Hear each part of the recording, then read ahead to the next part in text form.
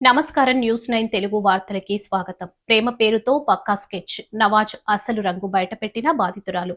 So Nawaz అనే వ్యక్తి మొన్న ప్రెస్ ముందుకు వచ్చి కొన్ని అలిగేషన్స్ నా మీద పెట్టాడు కదా, అవన్నీ ఫాల్స్ అని చూపివ్వడానికి నా దగ్గర ఎవిడెన్స్తో పాటు నేను ఇక్కడికి రావడం జరిగింది. ఫస్ట్ది అతను ఏదైతే అన్నాడు, నేనే అతను గెస్ట్ హౌస్కి తీసుకెళ్ళాను అది ఇది అని చెప్పి, దానికి ఇది ఒక ఎవిడెన్స్, ఫస్ట్ ఎవిడెన్స్. ఇది pre booking evidence with transaction ID. నేను ఫర్దర్గా మీకు సాఫ్ట్ కాపీస్ కూడా ఇస్తాను మీకోసం అని చెప్పి. ఫస్ట్ ఇది రిసార్ట్ది. అండ్ నెక్స్ట్ అతను తాగను అది ఇది అని చెప్తున్నాడు. బ్లడ్ టెస్ట్ చేసుకోండి అని అన్నారు కదా, ఇది తాగే ఒక ఎవిడెన్స్. ఇది కాకుండా ఇంకా కూడా ఉన్నాయి. ఇంకా గంజాయి తాగే వీడియో కూడా ఉంది నా దగ్గర, బట్ అది నేను ఫొటోస్ తీసుకోలేను కాబట్టి మీకు షేర్ చేస్తాను తర్వాత. కావాలంటే వీడియో ప్లే చేసి చూపిస్తాను ఇప్పుడు.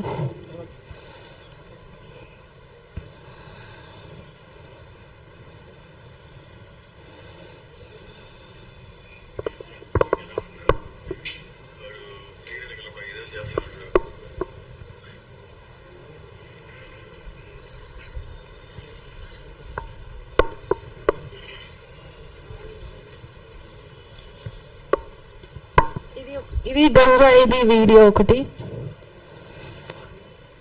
అండ్ ఇది బెంగళూరులో కంప్లైంట్ ఇచ్చినప్పుడు నాకు అక్కడ పోలీస్ స్టేషన్లో రాసిచ్చిన ఒక ఎవిడెన్స్. నాకు పెళ్ళయింది తెలిసే చేసుకున్నాను అని అన్నారు కదా, ఇది బెంగళూరు పోలీస్ స్టేషన్లో రాసిచ్చిన ఎవిడెన్స్ ఒకటిది.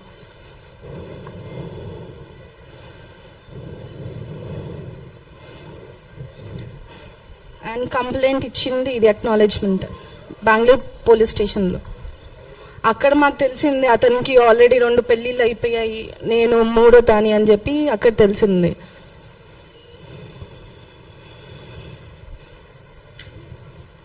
అక్కడ ఒప్పుకొని రాసిన లెటర్ ఇది. ఐ యామ్ నవాజ్, నేను నతాషాని పెళ్లి చేసుకునే ముందు నాకు పెళ్ళి అయినట్టు చెప్పలేదు తనకి. నా వాళ్ళు కూడా ఎవరు తనకు చెప్పలేదు. నాకు పిల్లలు ఉన్న మాట తనకి తెలియదు, నతాషా ఫ్యామిలీకి కూడా తెలియదు. షేక్ నవాజ్. ఇది ఏ వైఫ్ తెలీదు, ఫస్ట్ ఆర్ సెకండ్. ఆఫ్రిన్ తన పేరు. ఇది సమ్రిన్. అండ్ ఇది ఫేస్బుక్లో అతని మీద పెట్టిన ఒక డిసెంబర్లో అతని గురించి రాశారు, ఒక దొంగ నవాజ్ అనే వ్యక్తి ఒక దొంగ ఫ్రాడ్ అని చెప్పి రాసిన ఎవిడెన్స్ ఇది. అండ్ తిను వాళ్ళ అమ్మ, నా విషయంలో తినని వాళ్ళ అమ్మ చేశాడు, కానీ ఇంకొక అమ్మాయి విషయంలో తినని వాళ్ళ వైఫ్ లాగా చెప్పి మాట్లాడాడు. ఆ ఎవిడెన్స్ కూడా నా దగ్గర ఉంది, అది రికార్డింగ్ మీకు వినిపిస్తాను నేను.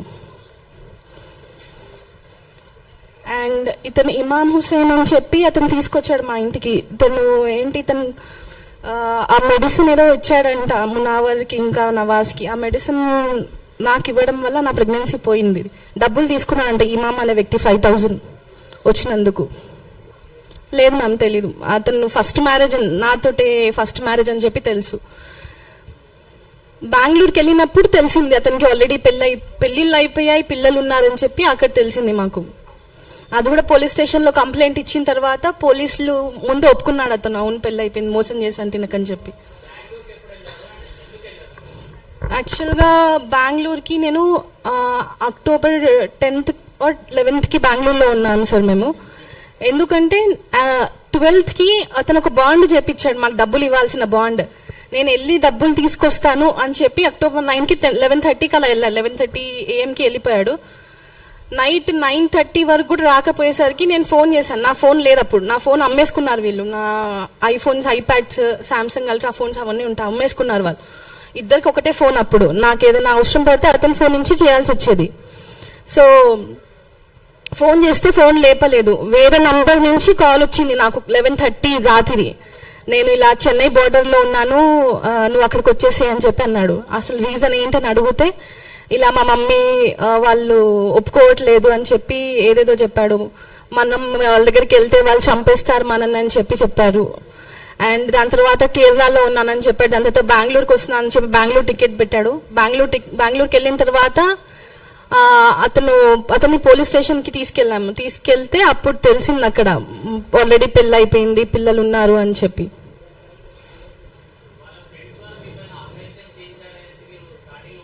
అవును సార్, అవును. వాళ్ళ తమ్ముళ్ళు, సొంత తమ్ముళ్ళు.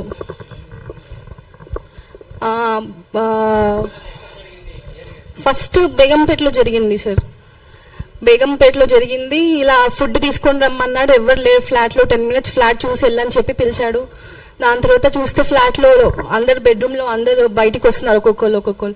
దాని తర్వాత ఫోర్స్ చేసి ఏదో వాటర్ జ్యూస్ తాగిపించారు సార్ ఆ రోజు నాకు.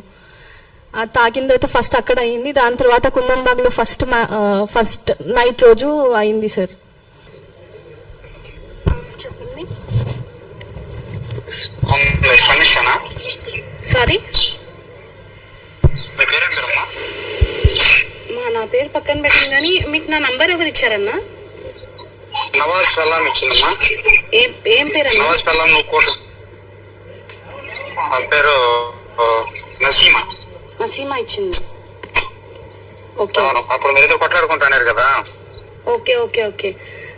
మీరు అంటే కొట్లాడుకుంటే మీరు నా ఫోన్ ఎత్తలేదు అప్పుడు. అవునవును, పర్వాలేదు. బాగానే వాడిని మీడియాకి వెళ్తాడు, అదే బాగానే వెళ్తాను. వాడిని అప్పుడంతా నాకు పట్టిస్తే నేను కూడా దొరుకుతా ఎంటర్ అవుతా. నేను రెడీ ఉన్నాను. కానీ ఒక్క నిమిషం అన్న, నేను మీకు మీ దగ్గర 30 lakhs తీసుకున్నారు కదా, నా దగ్గర ఎంత 35-40 వరకు పోయింది మాది. నా లైఫ్ పాడైపోయింది. వాళ్ళ తమ్ముళ్ళు నన్ను పాడు చేశారు. తెలుసు, వాళ్ళందరూ దొంగ నా కొడుకులు. ఫస్ట్ వాడి పేరు తెలుసు, అందరి నంబర్ నాకు ఉన్నాయి. మీరున్నారు కదా అన్న, ఎవరు అదే నవాజ్ ఉన్నాడు కదా, వాడు ఆల్రెడీ రేణుకాని అమ్మాయిని పెళ్లి చేసుకున్నాడంట కదా అన్న. వాడు నిన్ను చేసుకునేది 5వ దానివో 8వ దానివో, నువ్వు 3వ దాని కూడా మీడియా ముందు చెప్తున్నాడు. తప్పది. నువ్వు 5వ దానివో 8వ దానివో. నువ్వు నా నుంచి హెల్ప్ కావాలని నేను లైవ్ ఇస్తా. నేను కూడా రెడీగా ఉన్నాను. ప్లీజ్ నాకు కొంచెం హెల్ప్ చేయండి అన్న. నాకు ఏంటంటే వాళ్ళందరూ నా మీద ఈ రికార్డింగ్ లో మీరు విన్నారనుకుంటా. నేను 5వ దాన్నో 8వ దాన్నో కూడా కన్ఫర్మ్ గా తెలియదు అని చెప్పి ఈ రికార్డింగ్ నేను మీకు పంపించమంటే నేను పంపిస్తాను. అది మీరు ఫర్దర్ గా మీరు మీ గ్రూప్ లో షేర్ చేసుకోవచ్చు అని చెప్పి. నమ్మించి గొంతు కోసాడు. ప్రేమ అన్నాడు, పెళ్లి అన్నాడు. తీరా అసలు విషయం బయటపడేసరికి నరకం చూపించాడు. అవును, ఇప్పుడు తెలుగు రాష్ట్రాల్లో లవ్ జిహాద్ సెగలు రేపుతుంది. నవాజ్ అనే యువకుడు తనను ఎలా ట్రాప్ చేశాడో, మతం మార్చుకోవాలని ఎలా వేధించాడో ఆధారాలతో సహా ఒక యువతి మీడియా ముందుకు వచ్చింది. సోషల్ మీడియాలో ఇప్పుడు ఆమె పెట్టిన పోస్టులు, బయట పెట్టిన చాటింగ్ స్క్రీన్స్, షాట్లు వైరల్ అవుతున్నాయి. అసలు నవాజ్ ప్లాన్ ఏంటి? ఆ అమ్మాయిని ఎలా బుట్టలో వేసుకున్నాడు? నమ్మకమే పెట్టుబడిగా మాయమాటల వల్ల బాధితురాలు వెల్లడించిన వివరాల ప్రకారం నవాజ్ తన అసలు గుర్తింపును దాచిపెట్టి ఆమెకు పరిచయం అయ్యాడు. తొలుత చాలా సాఫ్ట్ గా గౌరవంగా నటిస్తూ ఆమె నమ్మకాన్ని చురగొన్నాడు.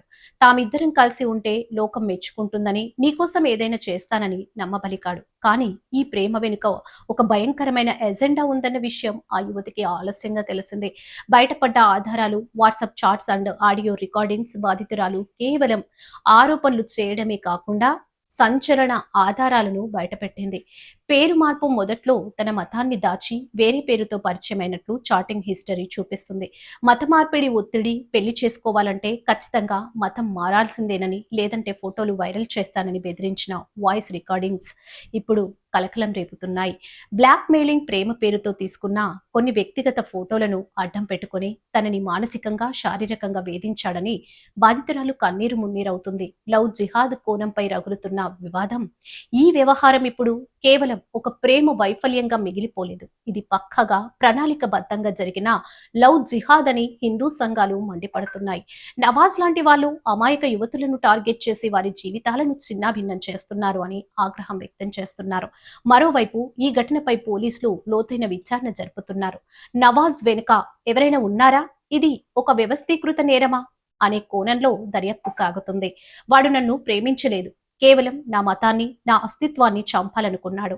నాలాగా ఇంకే అమ్మాయి మోసపోకూడదు. బాధితురాలి ఆవేదన. ప్రేమకు కులమతాలు లేవని అంటారు, కానీ అదే ప్రేమను ఆయుధంగా చేసుకుని మతం మార్పిడిలకు పాల్పడడం ఇప్పుడు సమాజంలో చర్చనీయాంశమైంది. నవాజ్ చేసిన ఈ మోసంపై చట్టం ఎలాంటి చర్యలు తీసుకుంటుందో వేచి చూడాలి. బాధితురాలు బయటపెట్టిన ఆధారాలు నవాజ్ ను కటకటాల వెనక్కి నెడతాయా? ఈ వివాదం ఇంకా ఎన్ని మలుపులు తిరుగుతుందో చూడాలి. మరిన్ని తాజా వార్తా విశేషాల కొరకు చూస్తూనే ఉండండి న్యూస్ 9 టీవీ తెలుగు. జై హింద్.